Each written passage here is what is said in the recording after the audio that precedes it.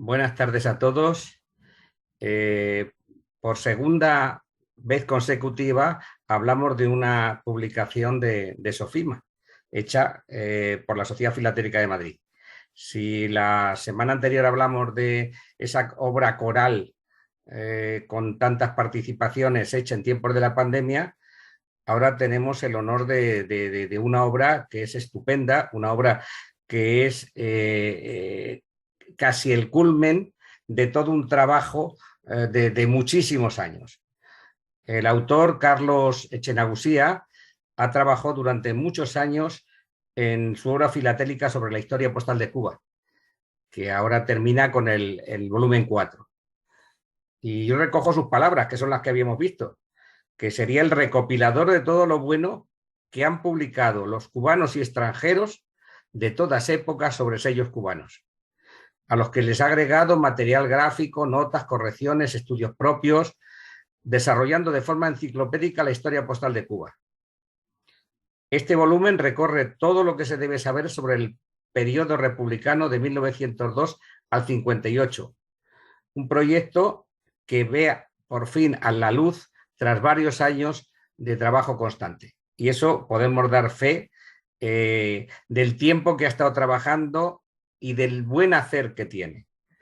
Además, él se curra todas las ediciones, lo hace personalmente, las ha maquetado, ilustrado él mismo, que para eso es diseñador, y la verdad es que yo no voy a hablar nada más, porque creo que todos le conocemos. Voy a pasar la palabra a Eugenio, que bueno, pues ha realizado la edición. Y nada más que muchas gracias, Carlos, por compartir con nosotros y por hacerlo a través de la Sociedad Filatélica de Madrid. Muchas gracias por todo. Bueno, pues muchísimas gracias a ti, presidente. Efectivamente, la edición del cuarto volumen de la historia postal de Cuba, de Carlos Echenagusía, supone en la práctica la culminación de una obra enciclopédica, en toda regla, y no solamente por la cantidad de páginas que tiene. Estamos hablando de bastante más de 1000 páginas en 4 volúmenes editados primorosamente. La verdad es que yo, que soy editor y que intento cuidar al máximo las publicaciones, ante los libros de Carlos Echenagusía me descubro. Me descubro porque es muy difícil tratar esta cantidad de imágenes con el cuidado, con el mimo, con el cariño con el que él lo hace. Y fruto de ese esfuerzo tenemos unos libros que son unas pequeñas obras de arte en sí mismas. Para mí es muy sencillo. Sabéis que editamos la Biblioteca de Estudios de Sofima y esta es la biblioteca bilingüe, porque efectivamente hasta ahora todos los tomos, el primero, segundo y tercero, han aparecido en inglés y en español. Pero es muy fácil, ya digo, hacer las cosas con Carlos, porque él se ocupa de todo, él le aplica un rigor y un control de calidad y una exquisitez a la hora de diseñar cada página, que hace pues, que efectivamente que la labor que nosotros podamos hacer sea ya innecesaria. Por tanto, eso, felicitar al autor, felicitarnos como Sofima por tener la posibilidad de editar esta obra que convierte a Carlos, de hecho, en el gran tratadista, ¿no?, de la historia de la filatelia cubana, como gran recopilador, como en la punta de todo cuanto de bueno se ha venido publicando. Y en definitiva, pues eso, congratularnos de que tengamos la posibilidad de poner esta afición, en coleccionismo de sellos, una obra como esta en 4 volúmenes que, en mi opinión, es verdaderamente excepcional. Es Carlos el que nos honra haciendo que estas obras se publiquen en Sofima. Mucho más que la honra que él pueda tener, porque Sofima le preste su marca. Pues eso es todo y adelante, Carlos, que la presentación y el tiempo es tuyo. Muy bien, pues bueno, muchas gracias, Eugenio. Y bueno, gracias también a ti que has estado haciendo la presentación. Si habláramos de la obra como tal, Sí, es verdad, he estudiado muchas cosas, pero también me he valido de muchos valiosos coleccionistas que me han transmitido sus conocimientos. Hoy yo tendría que quitarme el sombrero delante de Yamil Coury. Este es una lumbrera de la filatelia cubana. Y desgraciadamente no está aquí en España, porque si estuviera en España estaría trabajando conmigo en estas cosas. En fin, bueno, yo empecé por la historia postal, introduciendo estos libros en español y en inglés, porque pensaba que era el mejor mecanismo para que se dieran a conocer en los Estados Unidos. Para nadie es un secreto que la mayor cantidad de coleccionistas que existen de Cuba, buenos, están todos en Estados Unidos, por la inmigración que ha habido de cubanos hacia allí, que han llevado sus colecciones y las han adquirido y las han hecho allí. Es verdad que en el resto del mundo, pues, habemos toda una serie de coleccionistas más o menos bien, pero por eso fue la introducción del libro en Estados Unidos y por eso se hizo en inglés. Luego, ya que se había hecho esto y con la opinión de Eugenio, que fue el creador de la marca, de la biblioteca en sí, bilingüe, pues ya decidí que todos los libros serían en español y en inglés, en castellano, para decirlo mejor. Y así hice el tomo del periodo isabelino, luego el de Alfonso XIII, hasta llegar a la intervención norteamericana, que ya con eso se amarraban los 3 libros. Pero ¿qué pasaba con la República? La República es un libro que tiene 340 y tantas páginas. Hacer eso en inglés significaba un volumen de prácticamente el doble, o quizás no tanto el doble porque las imágenes servían para ambos idiomas, pero sí iba a ser un libro muy pesado y además muy caro, porque estas ediciones aquí en España no son baratas. Y por eso fue que decidí hacerlo. Además que siempre pensando que en Cuba, los coleccionistas que pudiesen tener a lo mejor algún día una posibilidad de tener un libro de esta categoría, pues generalmente no hablan inglés y mejor que estuviera en este idioma nuestro. Estamos enseñando aquí en imagen el primer sello que circuló en Cuba después del periodo de la intervención norteamericana. Este sello circuló 3 días. Tiene muchas variedades, muchas dificultades por la propia impresión, porque se hizo por 2 o 3 partes en el mismo pliego. Y hay muchas falsificaciones, pero si se fijaran, o eso está en el libro, las características del sello legítimo es que todas las líneas rectas de la N, de la T, tienen que terminar cuadradas. Es cierto que por la propia tinta puede dar un aspecto redondeado, pero no significa que todo lo que pueda aparecer redondeado sea falso, porque los falsos sí están muy redondeados. Además, la tinta de una tinta de un color específico, se ve ahí en el sello de ahí, es semitransparente, que se ve la figura. Todas esta es la habilitación, la pude hacer basada en una especie de tap, aquí le dicen bandeleta, tap se conoce en inglés. Por ejemplo, los sellos de Israel, el pedacito de abajo, pero en este caso es un borde de hoja que por accidente, precisamente de las características con que se imprimió, pues salieron impresas y de ahí, a partir de esta yo hice una composición de todas estas piezas. Cuando trabajaba en Edifil hice algunas, aquí lo amplié más y puse todas las conocidas. Well, uno de los primeros estudiosos de este sello a principios de siglo, pues los había mencionado. Está en algunos libros, pero yo lo he completado un poco más, lo he hecho un poquito más claro, está más nítido. Y bueno, es una aportación para todo aquel que quiera ver todas las posibles variedades que hay. Es verdad que muchas de ellas son muy raras, rarísimas, pero hay otras que sí se consiguen. Hay sellos invertidos, pero son dudosos también un poquito, casi todos ellos. Bien, el primer sello que aparece en la isla de Cuba y el primer sello grabado, o sea, impreso en Cuba fue en 1914 con esta emisión de la serie que le conocemos filatélicamente como el Mapita. Es la primera vez que aparece la isla de Cuba en su posición geográfica, pero su característica principal, que es un sello grabado, impreso en Cuba, aunque el grabado fue hecho, por supuesto, en los Estados Unidos. Este sello tiene un sello de entrega especial, por eso está el morro ahí. Ahí se ve el morro del sello de la entrega especial. Es parte de esa serie. Es la primera vez también que sale el morro y además un avión. Gertrudis Gómez Avellaneda, que fue una poetisa, es la primera mujer que sale en los sellos de Cuba. El sello se hizo a partir de esta foto original y ese es el grabado original con que se hizo el sello. Estas son pruebas, de estas pruebas existen en 2 colores, se consiguen o sea, se han visto en bloques de 4, en bloques de 6, etcétera, etcétera. Esta es una pareja muy bonita de un color, más bien que es un verde azuloso, así oscuro, es muy bonita. Pasa, ahí. Y este ya el sello original. Como es la primera vez que sale una mujer en el sello, y era un sello de valor de 5 centavos de correo, y durante mucho tiempo no había otro, se usó mucho, y este sello se puede considerar que nuevo, sin charnela, es un sello dificilísimo de encontrar, dificilísimo. Con los catálogos te pueden decir, vale $20, vale 40, vale 50, no, este sello nuevo, sin charnela, no lo consigues ni por 100 euros así en la mano, no lo consigue, generalmente con charnela. O sea que es una de nuestras grandes rarezas.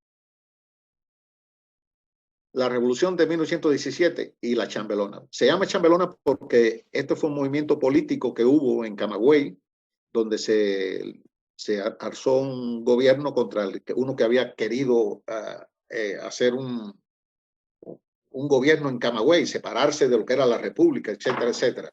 Y en aquella época había una canción que era la chambelona, que decía, la chambelona, una canción que cantaba el público, y por eso, como fue en esa misma época, y esa era la canción que tenía el movimiento político que quería coger el gobierno, pues se le ha denominado como la chambelona.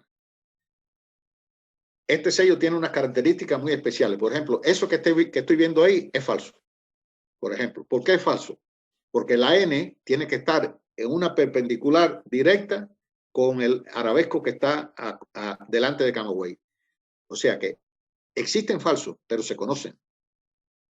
Entonces, ahí en el libro está todo aclarado. El valor de 3 centavos que se supone que se hizo también, y digo se supone porque es muy difícil ver uno original legítimo. Sobre esto hay una anécdota que se la voy a contar porque estas cosas no las conoce prácticamente nadie. Yo tuve la suerte en los años 62, cuando entré a trabajar en el Ministerio de Comunicaciones, el Departamento de Divulgación, de conocer a José Luis Guerra Aguiar, y él fue elegido como director del Museo Postal. Al ser elegido y crear el Museo Postal, que se fundó en el año 1964, él pidió a todas las instituciones que había que pudieran tener algo que pudieran aportar para el nuevo museo. Y se descubrió en los archivos allá por los años 30, 36, más o menos así, muchos años después de esto, un paquete que estaba lleno de sellos de chambelona. Procedían del decomiso que hizo el gobierno que estaba allí cuando apresaron a Caballero, que lo mataron, y todos esos sellos, todo eso se metió en un paquete y se guardó en unos archivos. ¿Qué pasó? Que con la goma, el clima, todas estas cosas de Cuba, aquellos era una pasta, estaba todo, parecía un ladrillo aquellos sellos. Y Guerra, para no destruirlo, lo que sencillamente cogió, lo metió en agua, en una palangana grande, así todo aquello, y todos los sellos se desprendieron. Las hojas inclusive se pudieron sacar algunos trozos de hojas más o menos grandes, pero ¿qué pasa? Que la tinta roja de los sellos es de anilina, y la anilina tiene la peculiaridad que se disuelve en el agua. Entonces todos los sellos de 3 centavos y de 10 sellos de entrega especial, esos que están, o sea, de 1 centavo y 3 centavos y entrega especial, que están impresos en tinta roja, todos los legítimos son sin goma. Puede haber alguno de casualidad que haya podido salvarse antes o después, etcétera, como todas las casualidades que existen en la filatelia. Pero tener un sello nuevo significa duda de falso. Si tienes el sello sin goma, es casi seguro que es auténtico. Y por supuesto, en los sellos rojos tiene que estar la tinta diluida. Si no está la tinta diluida, el sello un poco manchado así, puedes considerar que la tinta no es buena, y sobre todo las características que están ahí y que están bien estudiadas. Hay varios tipos, el 7 más pegado, más separado, más arriba, más abajo, pero todo está aclarado en el libro. Es una de las emisiones más interesantes de Cuba, aunque no es una emisión oficial. Es una emisión que nosotros le decimos un no emitido, un no expendido, una curiosidad, una variedad, cualquier cosa se le puede decir, pero es parte de la historia de Cuba y por eso está en el libro y los cubanos lo consideramos muy bien. El primer tren aéreo internacional. Este es un sello también curioso, es un sello que se hizo dentado y sin dentar, y tiene una curiosidad. Hay una doble sobrecarga. en Cuba era un país que se respetaba muchísimo todo este tipo de situaciones. En Cuba no se conocen doble sobrecarga, nada más que este. Y bueno, después de la revolución hay uno del 10 centavos de saco, ese es auténtico. Pero doble sobrecarga, nada más que hay en este sello. Ahora, ¿por qué es eso? Esta es la historia cómica y graciosa pues, que pongo yo ahí. Ahí yo pongo sobre el sello está la firma, etcétera, y pongo algo no sé, que tiene una historia curiosa. Yo le voy a contar la historia curiosa. Estos sellos estaban imprimiendo una imprenta que estaba a una calle del Capitolio, y contiguo a la imprenta había un bar, y ahí se reunían muchos los filatelistas y se ponían ahí. Estoy hablando de los años 30, 30 y tantos, más o menos. Se reunían siempre allí. Entonces, estaban reunidos allí unos amigos filatélicos tomándose unas cervezas y qué sé yo, y un café, y en eso llegó el impresor con su traje todavía, esto me lo contó a mí Ernesto Bello, y me lo atestiguó Richard Milian también, dos grandes coleccionistas que yo conocí. Yo conocí a todos los grandes de allí, porque tuve la suerte de que la filatelia me cogió muy temprano y toda esta gente estaban allí, estaban vivos, y siempre oía muchas anécdotas. Y esta es una anécdota simpática, porque le pregunto a uno de los filatélicos, bueno, ¿qué tal? ¿Cómo anda esto? Y dice, ahí estoy haciendo una sobrecarga, un sello rojo ahí. Y entonces Bello, que era sí, un hombre de mucho mundo, de muchas cosas, le dice, si me haces un sello con la doble sobrecarga, te compro, te regalo, te pago una caja de cerveza. Y él se quedó asombrado y dice, pero ¿de verdad? Dice, sí, de verdad, te pago una caja de cerveza. Y entonces dice, espera un rato. Y cuando se fue, le metió la sobrecarga doble a una de las hojas que tenía. Por eso creo que le cayó una arriba de la otra prácticamente. Y luego hicieron 4 paquetes, la tirada es pequeña, hicieron 4 paquetes, le dijo, en el número tal está la sobrecarga. Entonces allá fueron, como tenían amigos en correo en todas partes, se pusieron a buscar hasta que encontraron la hoja, efectivamente, una sola hoja se conoce, son pliegos de 4 quizás, no sé, ahora mismo no lo tengo. Hay un estudio hecho en la revista cubana sobre eso de los años 50. Y entonces por eso es que está la doble sobrecarga, costó una caja de cerveza. Este es el cohete, o el real, el que se salvó, el que se quemó. El cohete tiene también su peculiaridad.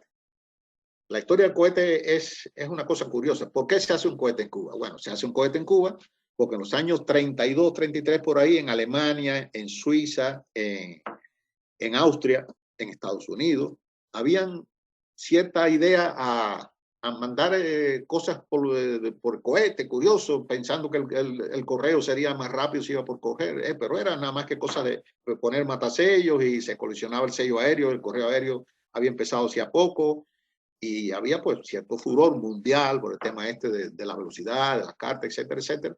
Y los cubanos, que ahí estaba nada más y nada menos que Tomás Terry, que es el más grande colisionista de sello aéreo que ha tenido Cuba, pues también se metió muy de lleno en esto.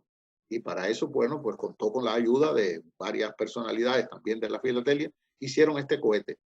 Hicieron 3 pruebas, las van a ver ahora a continuación, algunas de ellas. Y el día del cohete, Funes, que era el que hacía los cohetes físicamente, hizo 2 cohetes, por si fallaba uno, efectivamente falló. El primero encendió y se quedó ahí y no salió. Y entonces se le acabó la pólvora que tenía aquello. El segundo, entonces sí, salió el cohete y cruzó la línea que habían hecho de una ciudad a otra, pero lo que caminó fueron 10 metros. Entonces fue como cruzar una calle el cohete, pero bueno, el cohete salió. Eso no era más que también otra de las tantas curiosidades de los filatélicos de la época, que aprovecharon el tema del cohete para darse sus escapaditas, ¿no? Y entonces hicieron 3 ensayos. Qué casualidad que cada ensayo era un domingo diferente. Y entonces se iban de copas, se iban de esta cosa con el proyecto del cohete y así pues se divertían un poquito y tal. Y esa es la historia real del cohete, no es una cosa que apareciese en los catálogos y que se hiciese un sello sobre ese tema oficial, que el sello del cohete postal de Cuba es el primer sello de cohetería, o sea que de la temática de cohete de tipo oficial que sale en el mundo, costó 500 euros. ¿Por qué? Perdón, 500 dólares. ¿Por qué? Porque uno de los que intervino en esto fue a la casa Scott y planteó que quería que ese sello fuera valorado de cierto valor en el catálogo, y le dijeron que no, que no, que sí, y entonces le dijeron, mira, aquí hay $500, me lo valora el catálogo, y dice, hecho. Ya apareció en el catálogo en la primera presentación. Eso es una historia que me cuenta también Richard Milian. Así fue como se hizo eso, para que ya el sello cogiera el valor que cogió con el tiempo. Ya desde que salió, ya salió carito. A la mejor de aquella época eran $4, 5, 6, 10 centavos. Bueno, pues eso exactamente no puedo decir cuánto, porque yo no estaba vivo en esa época. Ese sobre que aparece blanco al principio es el primer ensayo. Como puedes ver, 1 de octubre. Luego hubo otro, el 8, y después hubo otro, el 15, que ya fue el día del vuelo especial. Bueno, hubo 3 ensayos, el 1, el 8, el 15, y esta es una tarjeta que se hicieron supuestamente 200, pero yo creo que en el fondo había algunas más, porque una vez en el ciclo filatélico, en los años 60 y tanto, apareció un personaje allí como con 37 tarjetas de esas. Pero bueno, a lo mejor son 200, a lo mejor son 250. Lo que dice la ley es que eran 200. Pero bueno, eso hasta ahí. Por eso te digo, la filatelia cubana está llena de anécdotas, de cosas curiosas. Estos son los personajes. Aquí tienes a Tomás Terry con su firma, Richard Milian, el de abajo, Rafael García y Ernesto Bello. Ernesto Bello además fue uno de los mejores coleccionistas de sellos de tuberculosis del mundo. Y gracias a él tengo yo la mejor colección de sellos de tuberculosos, de viñetas antituberculosas. Él presidía o tenía una relación de la publicidad de esas etiquetas, y él fue el editor y fabricante de todos los sellos de tuberculosis de Cuba hasta que llegó la revolución, que ya después ahí paró. Y como tenía relaciones con todas las asociaciones mundiales, él recibía de todas las asociaciones mundiales hojas completas, todas las variedades, las pruebas, todo lo que existía. Y tenía una colección formidable. Cuando él falleció, ya él me había dado cosas, luego yo compré a la familia y tal, y yo tengo guardado, no he podido ni ordenar aquello porque necesitaría otra vida para hacerlo, pero una cosa muy curiosa.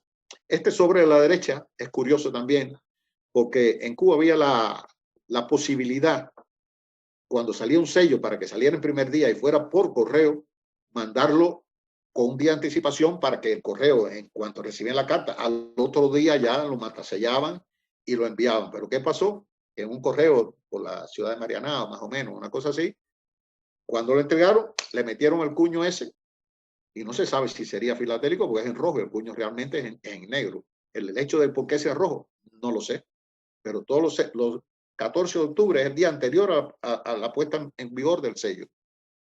Que los sellos los vendían un día antes para las provincias inclusive que pudieran llegar a tiempo, poderlas sacar en primer día, en esos días, y alguien pues aprovechó esa circunstancia y hizo eso. No puedo tampoco saber exactamente, pero fue así. Ese es el sello del cohete. Los centros de hoja es una especialidad muy interesante. Creo que hay algunos otros países que puedan tenerlo, pero yo no he visto en otros países una colección tan especializada en esta cosa.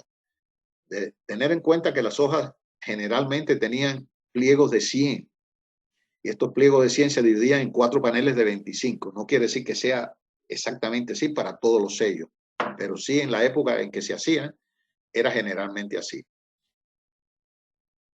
Eso es lo que es un centro de hoja de diferentes series, la serie de los artistas, la Zona Franca, la Bandera, Moncada, los Leones, el Centenario del Sello, que tienen un centro muy especial. Ahí sí estaba en el mismo centro, y es uno de los sellos más raros, uno de los centros más raros que hay, aunque realmente más raro es el de José Miguel Gómez, de 2 centavos. ¿Qué pasó con el sello de José Miguel Gómez? Era muy grande, y los trabajadores de correo de aquella época no eran muy entendidos de que eso podía ser coleccionado y nada de esta cosa, y cortaron las hojas por 4, así, por la línea blanca del centro, y echaron a perder la gran mayoría de centros de hojas de esa, y por eso es que no existe, porque fueron prácticamente cortadas desde el primer momento, aunque siempre hubo algunos que se salvaron, por supuesto. Pero un centro de hojas de ese sello que vale 8 céntimos, pues te puede estar costando perfectamente 200, 300 euros, porque es muy, muy raro, posiblemente el más raro de toda Cuba. Luego, yo creo que el de Centenario es caro, pero no es que sea raro. Más raros serían los de la Zona Franca, que son 14 sellos dentados y 14 sellos sin dentar, o sea, una cantidad de sellos. Y ya te digo, los artistas, que todos tienen en los centros de hoja diferentes sellos, o sea, 2 y 2, Y el de los artistas, que es un solo valor, ese pues es uno solo. Esta es una hoja entera. Esto yo pienso yo que por el tamaño que tiene sea única. No he visto otra. Y es para que se pueda ver lo que yo explicaba, lo que es un centro de hoja dividido en 4 paneles de 25 y el centro de hoja continúa ahí. Ese sería el centro de hoja de esta. Eso es lo que es el centro de hoja. Es una... Hay quienes lo coleccionan centro de hoja, inclusive en bloques de 4, que ya eso es todavía más raro, ¿no? Pero para tener un centro de hoja, o tenías que ser amigo del correo o tenías que comprar el pliego entero. En aquella época era dinero. Este no tanto, pero imagínate tú, otro sello de 50 céntimos. Un centro de hoja pues valdría el salario de cualquier trabajador normal de aquella época. Bueno, aquí tiene el cuadro de la Mejorana, donde se reunió José Martín, Máximo Gómez y Maceo antes de salir para Cuba en la guerra del 96. Y fue un cuadro del pintor Juan Emilio Hernández. Estos sellos de 2 y 5 pesos los aviones, estos corresponden a la segunda tirada, pero estos sellos son en sí raros porque eran sellos caros. Imagínense usted 7 pesos en aquella época, en 1953-55 en Cuba, cuando los salarios no alcanzaban los 100 pesos. Tener una pieza como esta era el salario de un mes de cualquier trabajador. Entonces, claro, algunos que disponían de dinero, pues por supuesto, si eran grandes coleccionistas lo harían, pero ya un solo coleccionista tener 2 sellitos de esto ya era bastante. Entonces, de estas piezas se conocen muy pocas piezas. Cuando salen en subasta salen a precios astronómicos. Esta es otra cosa que pongo como un ejemplo. En Cuba, en 1957, bueno, desde mucho antes, desde los años 20 y tantos, todos los sellos en Cuba se imprimían en grabado en acero que se mandaban a hacer en los Estados Unidos. Pero la compañía P. Fernández, que se fundó por la década del 20 o algo así, con otro nombre, pero ya P. Fernández los años 50 y tantos, del 50 en adelante, tenía el dominio de toda la impresión de los sellos de Cuba, lograba imprimir sellos grabados en acero, cuyos grabados, en muchos casos, como la serie de Puey, que aquí no la he exhibido en esta presentación, tenía hasta 5 colores impresos en grabado y con un encaje perfecto. En este caso es grabado y litografía, o sea, offset, calcografía, como le decían en offset y calcografía, o sea, grabado, pero también una combinación de colores perfecta y un grabado que encaja bien. Esto para la época 57, 1957, era un logro para nuestra isla tener estas cosas. Desgraciadamente eso se perdió.